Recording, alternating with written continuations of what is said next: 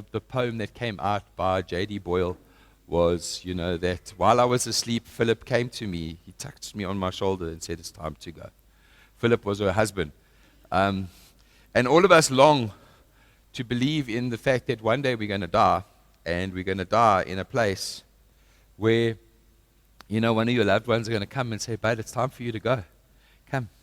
And when you step up and walk around, did she not only look backwards and see that she was asleep? And she said, "Oh, but the 70 years I've given this country, oh, what a eye blink," or something like that. So it was a beautiful poem. I read it yesterday. It's going to be probably one of the biggest inaugurations this world has ever seen. Coming the new majesty, King Charles III. He is now king. He's been ordained king. He'll be ordained now. I'll first be her funeral, and then his ordination, his coronation of being the new king of the British Empire, the British Commonwealth and the UK. Amen. This whole walk now to the whole, you guys are living in an era whereby you've survived the world's biggest Holocaust known as Corona. Okay, it's plummeted the planet. And people have had different, opinions about it. You get your different theories. But the fact is that you've lived in a time when God has chosen you to live in a time like this. You got to be very blessed to be part of such a huge shift in the culture. The fact that the Queen now is dead in the UK means nothing in my life. Let's be real. Or does it? So how did this country come to birth? And how was it funded? If it wasn't for the British Empire, this place wouldn't have an economy. We wouldn't have been born here. I know the Afrikaners say they did it, but you know what? Let me tell you something about the UK. They know how to form apartheid, fund you from underneath, okay, so that you form Cecil and you become, and it's part of it. If you guys want to read really deep into it, the Anglo-Boer War was just a front. The British and South Africa have always been knitted very close together because we have a common, we have a resource called gold, which is, and minerals in this country, palladium, platinum, copper. These are resources that the world needs. And the best way to get it is to buff the government and steal the land. Yeah, the Cullinan diamond that was found here in Cullinan, just off the Olifantsfontein turnoff, someone tripped over a 27-carat rock. Sold it for 100, listen to this, sold it for 80 pounds. 80 pounds, but he sold the biggest, and they said, "Listen, this is what the British guy did." He said, "Okay, give me that rock, I'll give you this land." He's like, "Sorry, listen, we've got land here, shall we take it or not?" They're going to call it Olifantsfontein.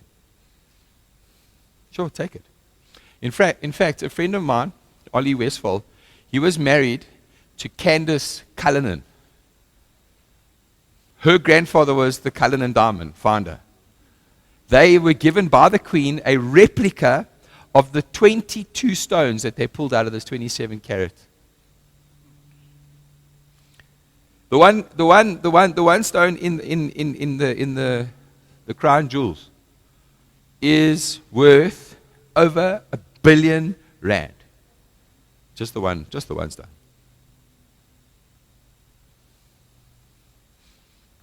I don't know, why do you give it away? You see, sometimes you surrender something because what you need, this is what the enemy does. He does this exact same thing with you guys. Your soul is the Cullinan diamond. And you see no value for it. Because you think, "Oh, well, I'll give you the land." It's what you see right now that I can be replenished with right now. But the proper wealth is in the soul. Your eternal wealth is in your soul. And the thing is that if we are going to spend our time debating about it, we have to wake up and understand that when the psalmist put the Psalms together, I've been in bed now for like 3 days, and I was like bored stiff yesterday. All I did was sleep. I can't stand sleeping. I actually don't like sleeping. Because like the more you sleep, the more tired you get. You like wake up and you're like actually more tired than you went, and then you go, okay, I'll sleep some more, and then you wake up and then you're so tired. But I mean, when was it? On Monday, where after Sunday's preach, my voice was damaged, you know. Sunday wasn't a heat day for me. I could feel the pressure in the spirit, you know, because as soon as you're about to make a shift into a new dimension, a new realm, when you're about to elevate, things start then the pressure comes. So it attacks people in different ways. You understand? It attacks certain people in different ways. What it wants to do is, the first thing that the enemy is going to go for is your integrity. He's going to go for God's integrity, and he's going to go for your integrity. That's how he plays his games. He likes to make you feel guilty. Okay, so lean to your neighbor and say, I don't feel guilty today. Okay, wait. Now who's laughing? Who's laughing? Come on. Who said I don't feel guilty today? And when I had a little chuckle after it, like. So, as a culture, you see, when I say the Queen is dead, a lot of us don't move. I'm like, okay, whatever. But there was a standard that was set. You got to understand that there is an ethical concept around about the 60s when the Beatles came out, 50s, 60s. There was this whole move to say, why do we need the monarchy? They're a waste of time. They're a waste of time. Yeah? Why do we need the monarchy? Why do we need kings and queens? Because now we've got presidents.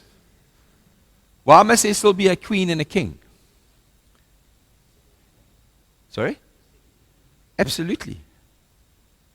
They are the standard that societal norms have to stick to. Because if you do not have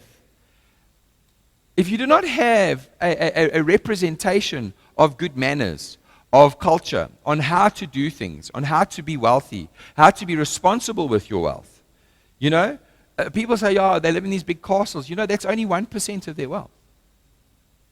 What they actually live in is 1% of their wealth. The other wealth has to be in the Commonwealth. It has to be producing. The whole of Australia was built by England, bottom line. Every part of that place is built by the UK. Yeah? The whole of Japan was built by the UK. The whole of America was built by the UK. Today, the Federal Reserve still has to pay the British pound. You see, what happened was, back in the day, there was this time of independence. The people wanted to be independent from the UK. So King George said, not a problem, you can, because before then, when they tried to become independent, they had no currency. But remember, currency is a very important thing in a country. You can't buy without currency. Back then. So what they did is they started skinning different bucks, okay, for cash. So that's why they say, how many bucks is it? You know, how many bucks do you have? I've got 10 bucks, you've got $5. Okay, fine, let's do an exchange. And they were exchanging in buckskins, but it tended to be useless. They needed the currency. So, and they also needed the infrastructure. They needed the medical infrastructure. You know, without medicine and without the proper medicine and stuff like that, communities die. And so they also wanted the infrastructure. The railroads and all of these things were part of an infrastructure. So what the UK did is they liberated the US and said, right, you can have the north. You can have the south. And we'll keep to the north. And the flag that they produced in the south had to have the colors of the UK, of the British flag. Yes? And so they went and they did that. But they said, we will print your money, but we are going to attach 1% of the value of that money in debt back to the UK. That's why, have you ever found out when the US goes to war, the UK is always there? Watch them, what? Yeah. They still got their deal. The fact is they owe the UK, listen to this, trillions. Trillions. Because King Henry was a gangster. He was a gangster. He was like, listen, I'm going to populate this planet. I'm going to take over. I'm going to own. And that's what he did. He basically colonized 60% of the known economy, where the UK became the most wealthiest country, and still is the most wealthiest country. Yet they have no resource. They've got steel, but not to the length we do. They have gold, but not to the length that we do. They have all of this at their disposal, okay, is the Commonwealth. The reason why they have interest in certain countries is because Japan is a technology powerhouse. They've only just relinquished Japan, literally 5 years ago, 10 years ago. But they're still there. They're still there. Because you must remember the companies are still owned by British soil. Why am I telling you this? Why am I telling you this? Because this is how the enemy dominates. The enemy would not be interested in you if you were not a valuable resource to God. He would not be interested in you if you're not a valuable resource to God, because he knows that if one person here gets it. You see, I got it, right? I was that guy sitting in rehab 10 years ago, wondering where my life's going to go. Yeah? Can you imagine? There's Apostle parking off in rehab, just like you, wondering, got my notes, got the various guys giving devotion, and always thinking to myself, is this it? Is this what I've become?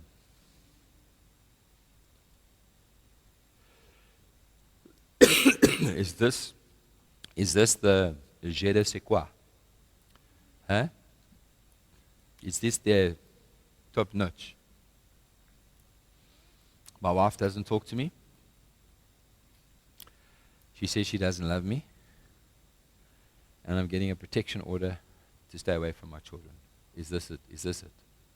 There was no pastor saying, hey guys, you know what? There's a piece of land. I want you to have it. Get up off your ass. Go get it. There was no pastor doing that. That pastor actually told me that I was a rat. Told me the reason why everything in my life has come to this dead end is because of my idiotic mind. And what I'm doing right now, I deserve it. There was no inculcation of being positive. He just told me, listen, unless you can roll, you can't ride. I don't know whatever that means. What is it? But unless you can roll, you can't ride. I don't ride motorbikes, but I was sitting in the same position as you.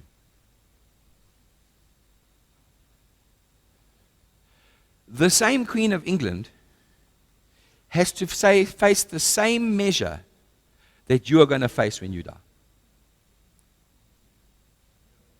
She has to face the King of Kings, the Lord of Lords, Jesus Christ himself. She has to now face and say to him that what she had done in her entire life was for remnants and reverence for him. Did she do that? We don't know. You see, you can never say what happens to a person while they're dying, because let me tell you something about the Lord, and this is the most amazing. He is the deliverer. He is the one that saves. We're not the ones that save. You don't know what's going to happen to a man who's sitting in an ambulance and he's made a mistake and his life has gone down the tubes and he's busy dying on drugs. And you don't know who's in the ambulance with him, but you don't know what's going on. You don't know that he can cry out unto the Lord. And it says, if you cry out unto me, you shall be saved. Amen. So we don't know about that, do we? But let me tell you something where you guys are more blessed than the Queen of England. You're more blessed than the Queen of England is because you know what it means to be saved. Give yourself An applause for that. There is a man that stands here in far more and preaches to you to tell you that there is a chance for each one of you. Okay? No matter what the deal, no matter what you did.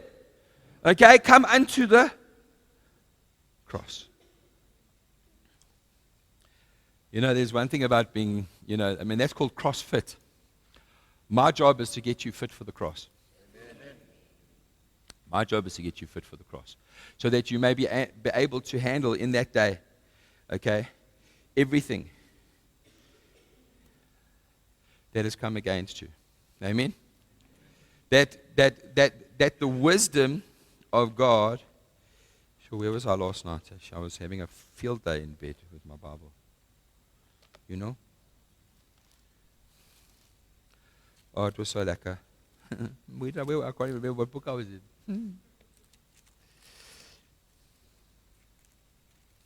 Maybe it's on my phone. Do you want to go get my phone?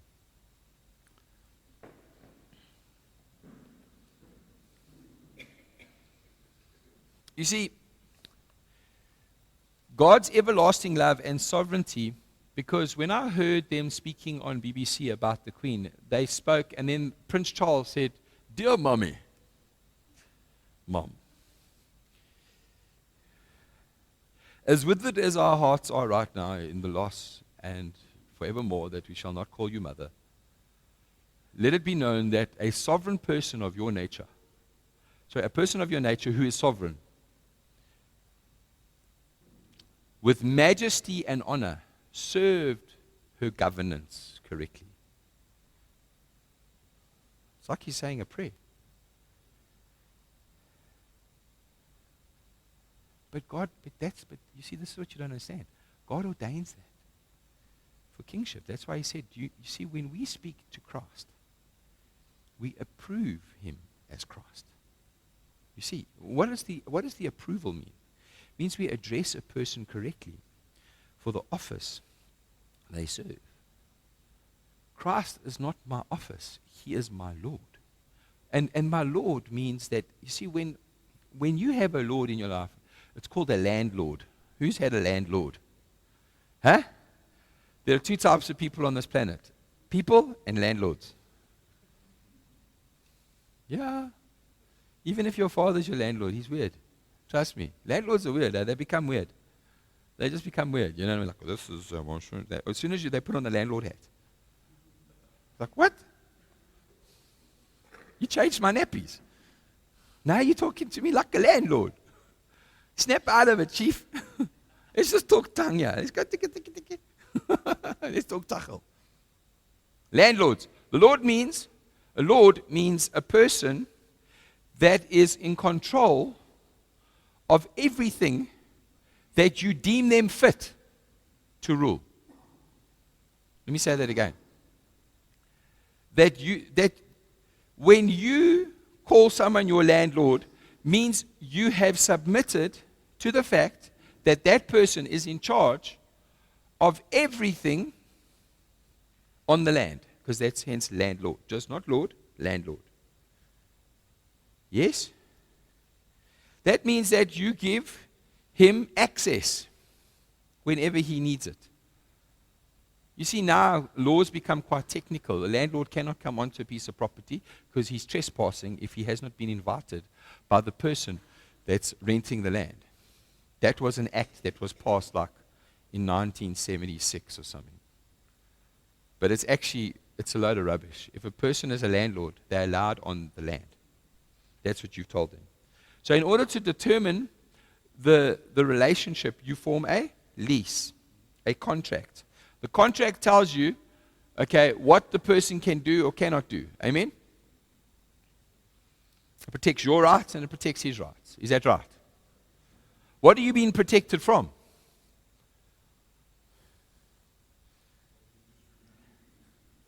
Okay, so there we go. So for him impinging upon your one right, which is a right to have a home and live in it. That's a right, guys. A right is to have a home and live in it. South African rules. I love that. So if I'm in a home and I'm living in it, and you come and tell me to move, you're impinging upon my rights. You have to go to the High Court and get an interdict, okay, to evict somebody. Yes? Who agrees to that?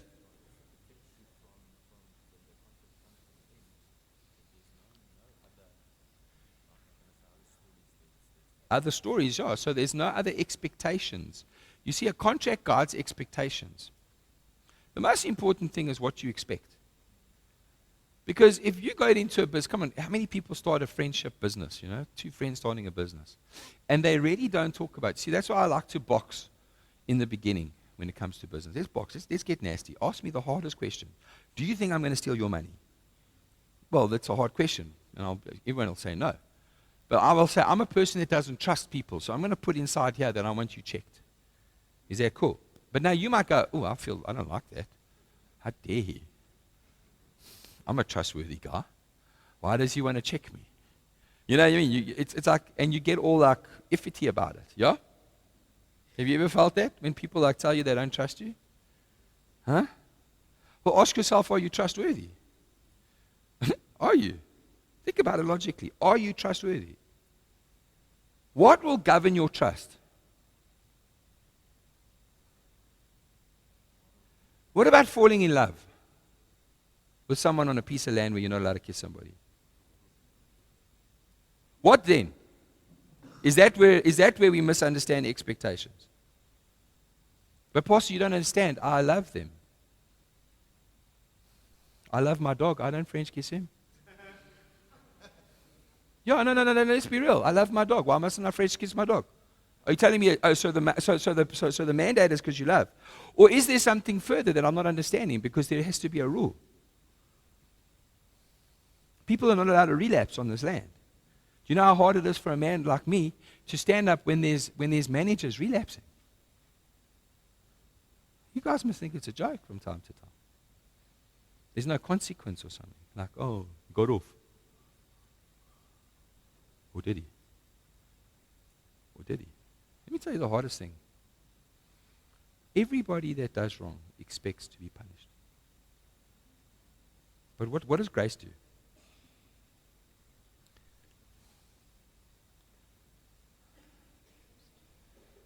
Huh?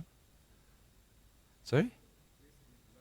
Gives life. So when someone relapses, I must give them life. Sorry? Give that man a sucker. Give him a clap, at least.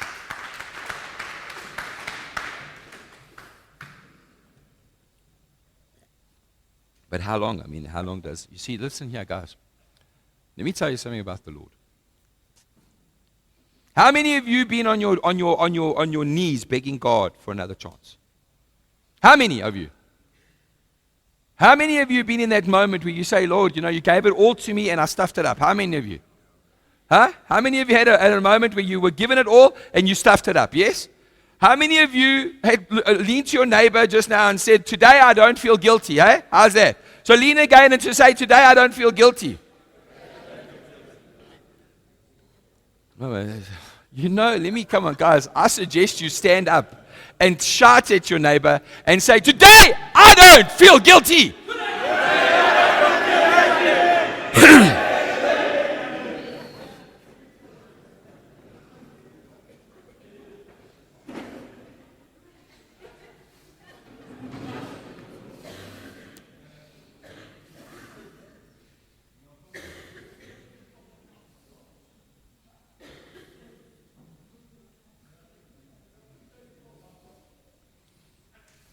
Let me tell you something about the dispensation of the cross that made it so believable, because it is believable, because it's recorded in history. It's recorded in the Roman law. If you had to go and take a look at all the history books that go back to the dates of Jesus, when he was carrying the cross, there's an account of a man that was carrying a piece of wood, that was going up a hill, that was going to die for exactly what you said to your friend, for you not to feel guilty. Now let me tell you this. You cannot erase that out of the history books, because today, if there's more than 3 people that can witness an account, it goes down in history. But there were more than 10,000 people that witnessed him going up a hill, and they cannot say it's real today. But I can tell you this, he went up and he made a spectacle of it, so that you will know that when you say, I don't feel guilty, he's saying, I don't want you not to feel. It's not about feelings. I want you to believe it. I went up a hill and died for you.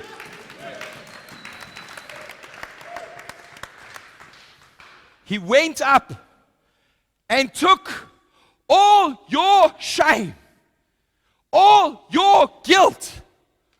How can you sit and still feel guilty unless there's an enemy that's more clever than you? God forgive me. It is so rife in history that it was like watching the Apollo 1 launch into space. People witnessed it. People will tell you that Jesus is real. They'll just tell you he's not God. There's a big difference. But once you believe that he's God, then you can believe that that cross was real. And what did he do that cross for? For the people that cannot make it. For the people that cannot make it. Here's the word. I was sitting in bed and thinking, we're about to start a big ripple in recovery. You can see why the Lord made me an apostle.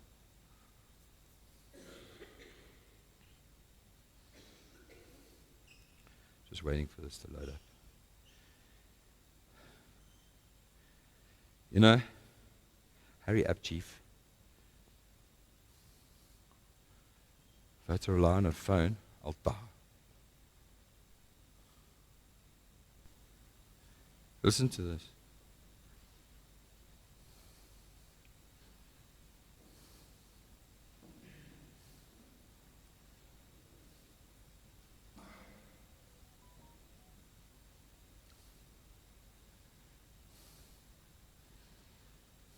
In 1 Corinthians 1:27, verse 29. But God has chosen the foolish things of this world to put to shame to the wise. For God has chosen the weak things of this world to put to shame the things which are mighty. And the base things of this world and the things which are despised, God has chosen. And the things which are not, to bring to nothing are the things that are. God's redemptive plan is that there is no place for a human to boast. Every person redeemed will know and feel that without God's kindness and grace, they would have never made it. Listen, without God's kindness and grace, why would he put kindness and then grace? I thought grace was being kind. No. Grace is unmerited favor. Unmerited. So what did you have to do to deserve to be or get what God has given unto you? And people want to run away from this.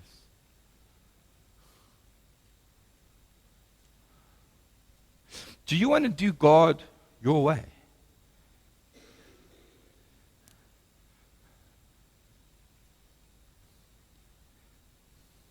Happy are those who believe and have not seen. In better words, blessed are those who have that believe and have not seen. Blessed are you that have not seen Jesus, but believe.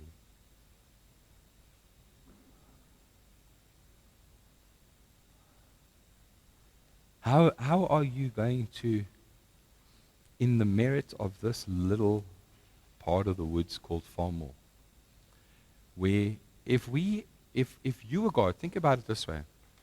If you were God, how many people would be in hell today?